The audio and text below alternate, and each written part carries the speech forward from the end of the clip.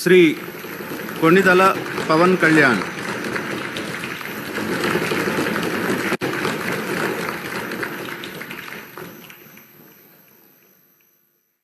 కొణిదల పవన్ కళ్యాణ్ అనే నేను శాసనసభ సభ్యుడిగా ఎన్నికైనందున శాసనం ద్వారా నిర్మితమైన భారత రాజ్యాంగం పట్ల నిజమైన విశ్వాసం, విధేయత చూపుతానని, భారతదేశ సార్వభౌమాధికారాన్ని, సమగ్రతను కాపాడుతానని, నేను స్వీకరించబోయే కర్తవ్యాన్ని శ్రద్ధాశక్తులతో నిర్వహిస్తానని దైవ సాక్షిగా ప్రమాణం చేస్తాను.